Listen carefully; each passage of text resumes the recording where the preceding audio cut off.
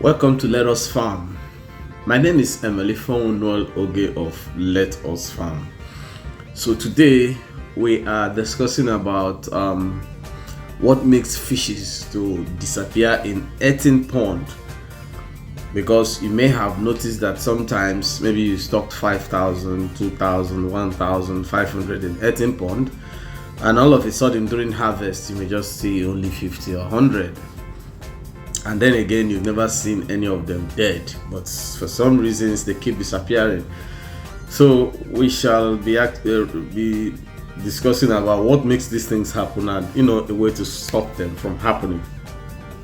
If this is your first time of seeing me, this is Let Us Farm page, and all we do here is to try to provide practical solutions to all our agri problems. So in case you're having any issue in your farm, all you simply need to do is do a 2 to 3 minutes video and send to me. Kindly do this video when you're feeding your fishes. When I look at this video, I will be able to tell you and solve your problems. This I will do for you free of charge, so don't worry about that. And may I quickly remind you that Let Us Farm is not forming any WhatsApp group or any closed group that you are asked to pay money to join. We are not forming that. All we do it transparent here, and you all see and learn from it. So I'll be right back to discuss this.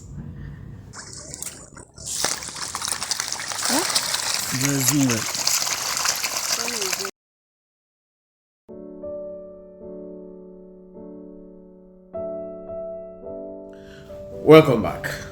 So, like I said, sometimes you may have noticed that for some reasons your fishes keep disappearing in your pond, and this happens mainly to people that have earthen ponds. So there may be reasons why this happens, but then again, what you don't know that affects your fishes may likely be more than what you think.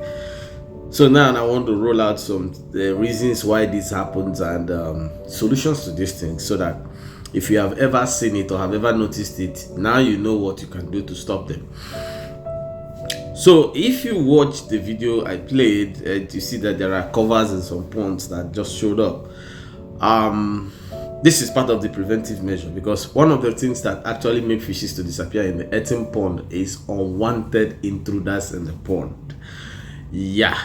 So in most earthen ponds, some people don't really care about covering the earthen pond. It is not a must that you cover your earthen pond, but for the fact that the earthen pond is it's on the floor, it is not up above the land, it's always good to cover it. The reason is that we have many intruders which can easily crawl into this pond. We have snakes, we have alligators, we have crocs. These things can actually make their way into the pond, and when they make their way into the pond, the resultant effect is very devastating, and it happens mostly at the early stage of the fishes, but not when the fishes are already grown. As when the fishes are up to, if you feed your fishes very well, from 3-4 months, these things will not have any effect on them. Even ducks actually enter people's pond to actually fish. So you discover that when you put this net covering, it helps you. First of all, remember that I'm not selling anything in case you think I want to market net covering.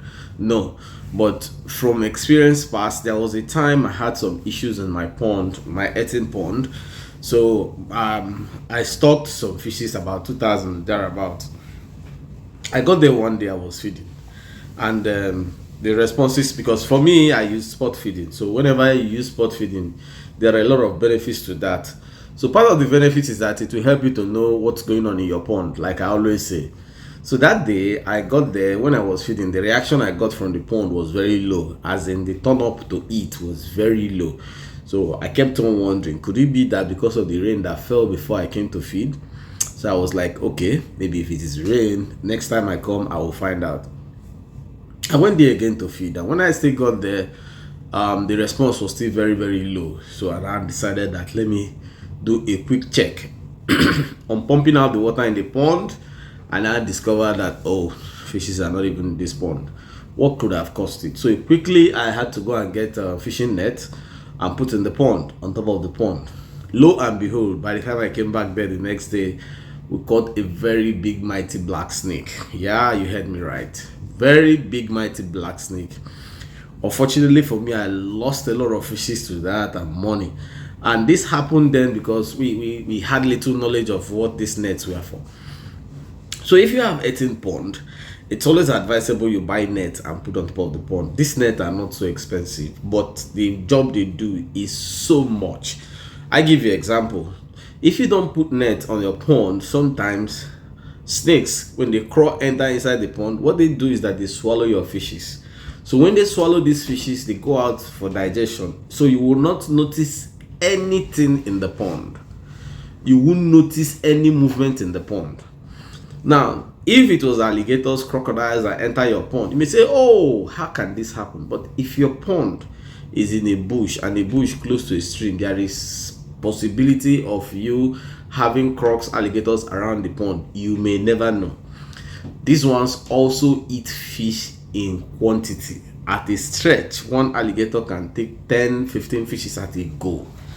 And so you will not know. And then they now turn your place as a eating bay.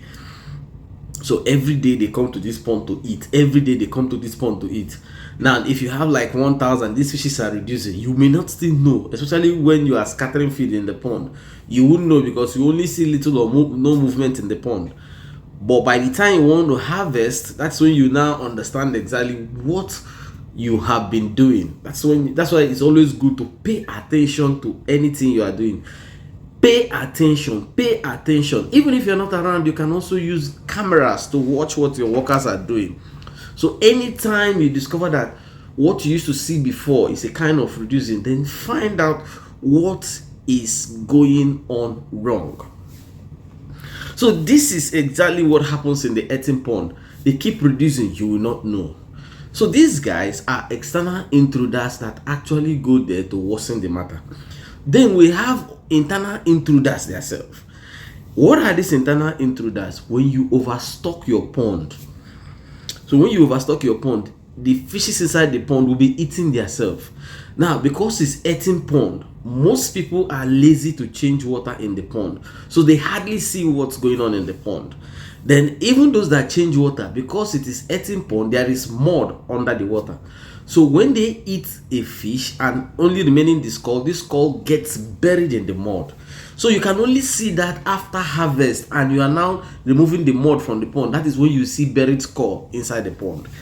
That's a very big problem, because in this you will never know what's going on.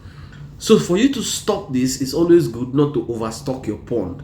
For no reason, if people tell you that there are things under the pond that your fishes will be eating, ignore such thing. Just have it in mind that there is nothing absolutely in your pond for your fishes to eat. So forget about that.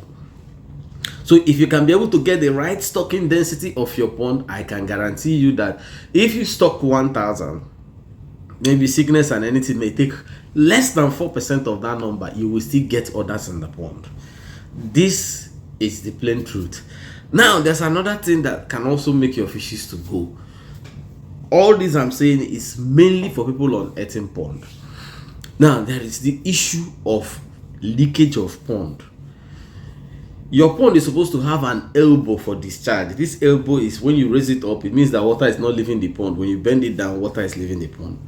Sometimes, for some reasons that I can't explain, people that may have helped you to construct your pond in these places of your water discharge may make mistake.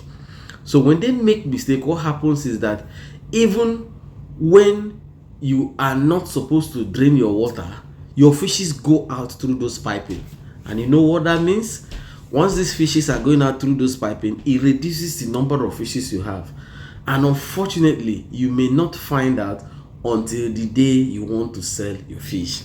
So you have to be careful that your ponds are constructed very well, so that you don't have leakages that can cause you problem. Then there's another big problem that faces farmers that use earthen pond, which they still don't know. Normally, before you stock on earthen pond, it is good for you to demud your pond. After demud your pond, you treat your pond using lime to treat the pond. But some farmers don't do this. They just, once they just come, they just sandbag the pond, they stock. Now, what happens is that when you don't do these treatments that you're supposed to do, there could be living things inside the pond before you stock your fish. So these living things, when you stock your fishes as in juvenile, they are very small, so they hardly can fight for themselves. Now they go and meet things living inside the pond before them. So what happens is that you automatically have created a meal avenue for what is living in the pond before introduction of your fish. And now these fishes become a subject of food, feeding for these things living in the pond. So what you're going to do to stop this is, please, before you stock on earthen pond, it's always good to demud the pond and get down to the sand level of the pond. After this, you put lime in the pond to help you kill anything that may have not have been removed during the mudding. Then after that, you are now free to stock in your pond. When you do this, you will get whatever you stocked in your pond at a good result. Now, if I have said something now that you don't understand and you don't really get, kindly use the comment section. And until I come your way next time, my name is Emily Oge of Let Us Farm. Keep farming, it's a way of life.